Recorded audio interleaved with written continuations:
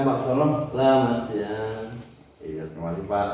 Saya bisa minta waktu sebentar Pak? Bisa. Ya, ini terkait tentang pengambilan keputusan. Seperti yang kita tahu ya, di sekolah kan pasti ada hal-hal yang memang harus diputuskan oleh kepala sekolah. Ya, terkait hal tersebut, nanti saya ingin tahu bagaimana Bapak dalam mengambil keputusan yang kira-kira dapat bermanfaat untuk semuanya. Jadi nanti saya akan mengajukan beberapa pertanyaan terkait pengambilan keputusan di SD yang Bapak pimpin demikian Pak. Bisa dimulai Pak? Boleh. Ya, pertama seperti ini Pak. Bagaimana nih selama ini Pak Rustono dalam mengidentifikasi dari kasus-kasus yang merupakan dilema etika dan atau bujukan moral, karena kita tahu bahwa dalam suatu permasalahan itu ada namanya dilema etika. Jadi dilema etika yang dimaksud itu ada keputusan yang sama-sama benar. Tapi kalau bujukan moral kan kita sudah tahu memang itu yang satu benar, yang satu salah ya. Jadi kita tidak mengambil yang benar. Tapi kalau dilema etika ini yang memang kadang-kadang harus diputuskan dengan penuh pertimbangan. Itu bagaimana Pak selama ini Bapak mengidentifikasi kasus-kasus yang termasuk dilema etika atau bujukan moral? Pak. Akan saya coba jawab apa yang kami tahu terkait dengan permasalahan yang ada di sekolah kami. Dalam mengambil suatu keputusan, kami mengacu beberapa masukan dan informasi, dan yang saya acu adalah dari aturan dari pemerintah yang sebagai acuan, dan juga peraturan yang dibuat oleh sekolah yang sehingga menciptakan suasana di sekolah kami semakin nyaman, aman, dan sesuai apa yang menjadi tujuan kami dalam visi dan misi di sekolah kami. Baik, berarti Bapak mengambil acuan dari teman-teman juga dari peraturan Pak. Betul. Kemudian langkah-langkah atau prosedur yang seperti apa yang selama ini Bapak lakukan, yang sudah dilakukan itu bagaimana Pak? Langkah-langkahnya. Langkah-langkah yang kami tempuh untuk mengatasi permasalahan seperti itu, kami tidak bisa memutuskan sendiri. Kami harus bermusyawarah, terutama dengan teman-teman kami yang sudah berpengalaman, terutama guru yang senior di sekolahan kami, dan juga berbagai informasi dari teman kami yang sebagai acuan untuk melakukan analisa dalam mengambil keputusan yang terbaik. Baik, berarti jadi permasalahan itu dianalisa dulu. Ya, betul. Berdasarkan pemasukan dari teman-teman. Ya, betul. Kemudian untuk yang lainnya ini Pak, tentang menurut Pak Rustono ini hal-hal apa saja yang selama ini Bapak anggap efektif dalam mengambil keputusan pada kasus-kasus, terutama dalam kasus dilema etika ini Pak? Yang kami ambil ini yang lebih efektif di sekolahan kami dalam mengambil masalah. Jadi masalah yang efektif itu diutamakan dalam untuk memperbaiki untuk kedepannya dalam penyampaian keputusan tersebut bisa memuaskan dari semua pihak, tidak memihak kepada salah satu guru, tidak memihak pada salah satu siswa atau wali murid, sehingga menciptakan suasana sekolah yang lebih kondusif. Oh, gitu Pak. Jadi memang dalam mengambil keputusan itu memang harus efektif Pak. Ya. Kemudian hal-hal apa yang selama ini ya, di sekolah Bapak ini yang merupakan tantangan dalam mengambil keputusan tentang dilema etika, yang menjadi tantangan Bapak selama ini kira-kira? Tantangan yang lebih utama di sekolahan kami terkait dengan permasalahan pembagian pembagian kelas, karena semua guru itu memang potensi, tapi tidak memungkinkan semua guru itu tidak bersedia ditempatkan di sekolah-sekolah yang tinggi, contohnya di kelas 6. Sehingga kami mengambil keputusan beberapa pertimbangan, baik pertimbangan dari guru senior, dari teman sejawat, agar semuanya bisa menerima dengan keputusan ini dan semua bisa melaksanakan dengan penuh tanggung jawab dan semuanya merasa puas apa yang kami putuskan. Baik. Berarti intinya yang menjadi tantangan utama adalah sebenarnya semua guru itu berpotensi, Iya. Pak. Jadi memang istilahnya guru-guru di sini pintar-pintar lah, Iya, gitu ya, Pak. Jadi memang kadang-kadang itu mau ditempatkan di mana pun sebenarnya mereka cocok, tapi kadang-kadang harus ada pertimbangan-pertimbangan tertentu mengapa beberapa guru ditempatkan disesuaikan dengan kelas masing-masing, ini kan, Pak. Kemudian apakah Bapak memiliki sebuah tata kelola atau jadwal tertentu dalam sebuah penyelesaian kasus di rumah etika? Jadi kalau misalnya ada kasus di rumah etika, apakah harus diselesaikan selama 1 minggu atau 2 hari atau bagaimana menurut Bapak? Kemudian apakah Bapak atau mungkin Bapak langsung menyelesaikan di tempat, jadi bisa ada kasus di rumah etika langsung diselesaikan saat itu juga di tempat, atau ada jadwal-jadwal tertentu? Ya. Ini kan, Pak. Sebetulnya kami sudah membuat jadwalnya itu mingguan, namun kami melihat permasalahan yang ketika permasalahan itu perlu segera diselesaikan, maka kami dengan memanggil yang bersangkutan agar dapat berjalan sesuai dengan rencana dan dapat menemukan titik terang dari kedua belah pihak sehingga permasalahan itu bisa diselesaikan secepatnya. Baik, intinya berarti kalau secara jadwal itu disesuaikan, ya, itu disesuaikan dengan permasalahan yang ada, sehingga masalah bisa cepat selesai, cepat bisa tidak ada persoalan lagi dan semuanya bisa melaksanakan dengan tanggung jawab masing-masing.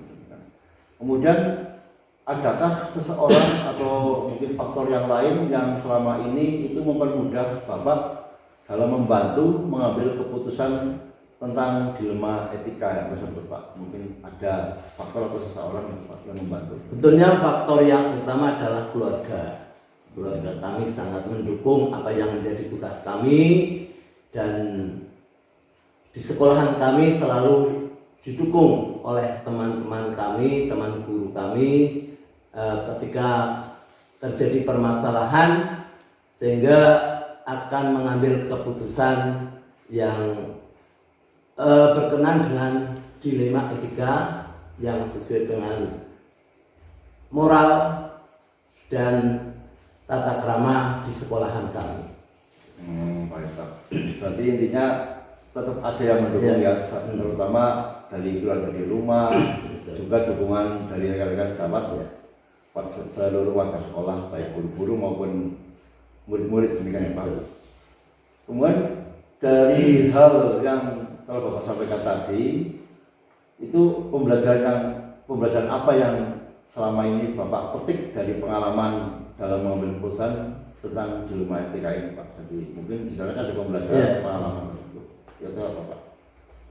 Kami mendapat berbagai pengalaman dari sekolah yang pernah kami tugaskan sebelumnya, bahwa kami sudah mengenyam dari kepala sekolah 2 tempat, sehingga berbagai macam permasalahan di sekolah itu sudah pasti tentu ada. Terutama sebagai kepala sekolah ini dituntut bisa menjadi pemimpin sekolah, bisa menjadi pengayom semua guru dan siswa di sekolahan kami, sehingga lebih kompleks disesuaikan dengan situasi dan kondisi di sekolah tersebut. Baik, berarti banyak sekali pengalaman ya, Pak, dalam pembelajaran pengambilan keputusan. Ya, kita jadi lebih mudah lah. Selama kita sering menghadapi kasus-kasus dilema etika, maka keterampilan dalam mengambil keputusan juga akan semakin terasah intinya. Dalam mengambil keputusan tidak berpihak kepada salah satu pihak. Iya. Itu saja, terima kasih Pak Ya. atas wawancaranya. Baik sekali, ini akan sangat berguna bagi saya. Itu semoga kita semua diberi kesehatan. Amin. Dan tetap bisa menjalankan tugas kita sebagai guru dengan sebaik-baiknya. Ya. Terima kasih Pak. Ya, semoga berhasil. Ya, sama-sama. Baik, selamat siang Pak. Ya, Pak Robi. Ya, mohon maaf ini Bapak, saya minta waktu sebentar terkait pengambilan keputusan di sekolah ini Pak. Oh iya, silakan, nggak apa-apa, nggak ganggu. Oke, terima kasih. Nanti saya akan mengajukan beberapa pertanyaan sebagai reaksi saya tentang keputusan di sekolah ini. Siap ya Pak? Ya, siap. Baik, begini Pak. Selama di sini, selama Bapak di sini itu bagaimana dalam mengidentifikasi kasus-kasus yang merupakan dilema etika atau bujukan moral, Pak? Terima kasih Pak Robi.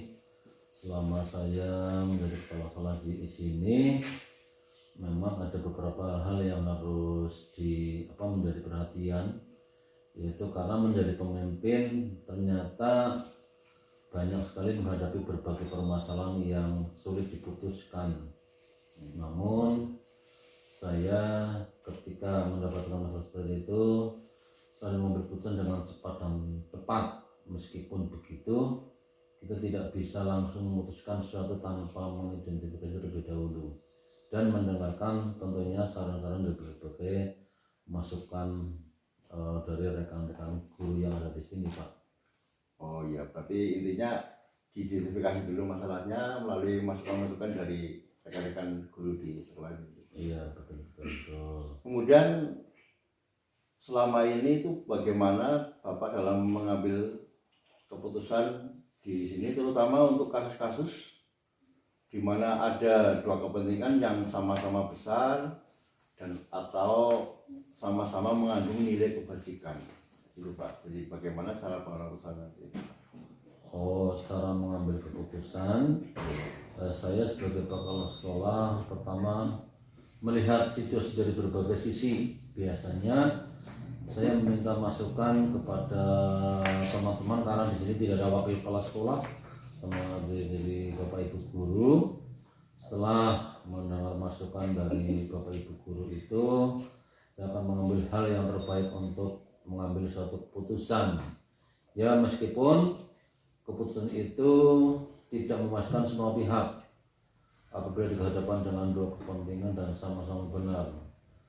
Saya akan mengambil keputusan yang sesuai dengan aturan dan biasanya disepakati dalam rapat dan mereka semua akan menerima dengan lapang, begitu Pak. Oh baik, intinya dalam mengambil itu tetap meminta masukan dari teman-teman dan keputusan diambil melalui diskusi, melalui rapat. Diskusi dulu dengan teman-teman semua. Gitu Pak. Kemudian bagaimana langkah atau prosedur yang biasanya Bapak ambil selama ini? Prosedurnya itu seperti apa itu Pak? Jika ada permasalahan seperti itu, biasanya saya akan mengambil waktu kepada mereka, pertama memberikan meminta masukan dulu kepada guru-guru, kemudian di lain itu meminta waktu kepada guru yang ada perbedaan pendapat atau belum sepakat.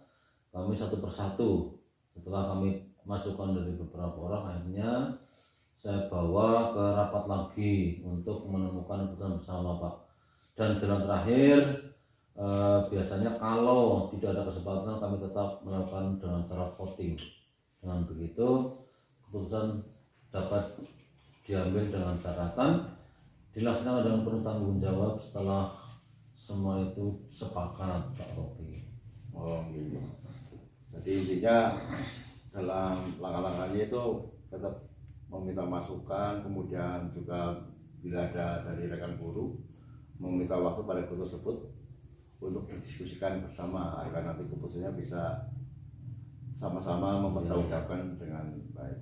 Ya, Baik. Kemudian terkait ini Pak, kira-kira itu hal-hal apa saja yang selama ini Bapak anggap efektif dalam mengambil keputusan dari kasus-kasus yang berkaitan dengan dilema etika itu, Pak?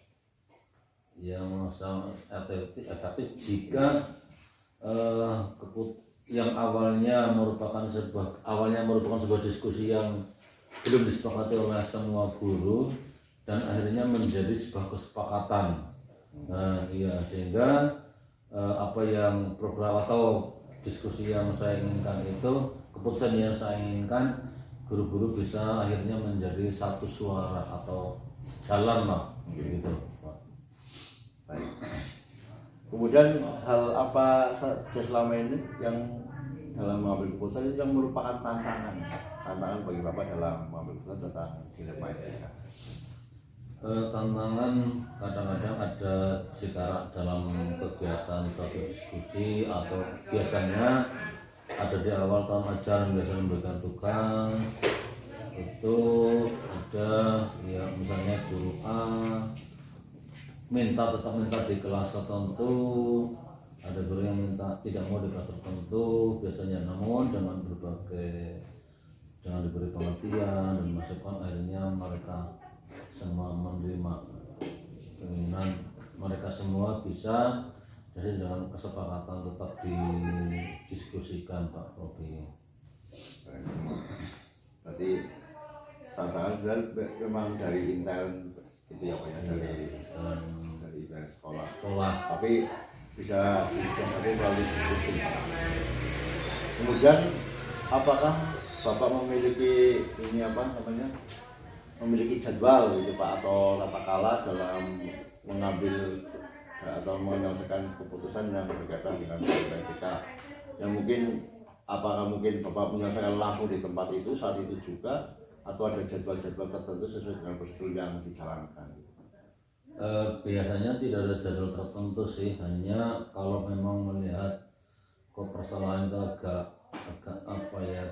berat lah, misalnya saya diskusikan dulu dengan khusus dengan mereka yang ada masalah, sehingga kemudian di saat tertentu baru kita selesaikan bersama-sama baik masalah itu atau kasus permasalahan itu secara bersama-sama.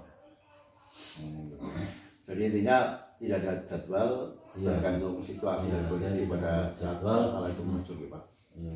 Intinya ada masalah didiskusikan, jadi sehingga cepat selesai lah ini. Kemudian mungkin ada seseorang atau faktor-faktor apa yang selama ini mempermudah dan membantu Bapak dalam mengambil keputusan tentang kasus dilema etika Pak? Tentunya ini saya tidak bisa selepas dari dukungan keluarga dan teamwork di sekolah yang senantiasa mendukung dalam setiap pengambilan keputusan yang terkait dengan penyelesaian kasus-kasus yang ada di sekolah. Intinya ada dukungan dari rumah gitu, dari keluarga dan teman-teman sejawat Pak. Kemudian ini yang terakhir Pak, dari semua hal yang telah disampaikan tadi, itu pembelajaran apa yang Bapak petik dari pengalaman tentang mengambil keputusan berkaitan dengan dilema etika itu Pak? Pembelajarannya ini kira apa saja Pak?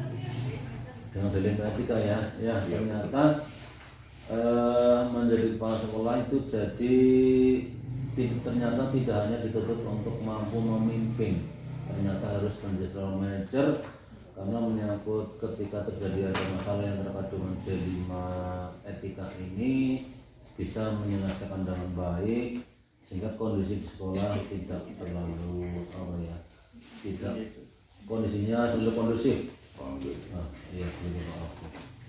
Jadi intinya banyak sekali sebenarnya yang pembelajaran yang kita petik. Memang dari kepala sekolah harus bisa mengambil keputusan secara bijaksana dan harus diterima oleh semua pihak. Iya Pak. Ya. Saya rasa itu saja dulu Pak. Terima kasih atas waktunya. Semoga kita semua diberi kesehatan. Amin. Tetap semangat Pak. Iya, begitu juga Pak Robi. Jadi guru penggerak juga bisa, alhamdulillah sudah bisa tergerak dan bisa bergerak dan bisa menggerakkan yang lain nanti. Masih perlu banyak yang perlu digerakkan ini Pak Robi yang lain. Terima kasih Pak. Oh ya.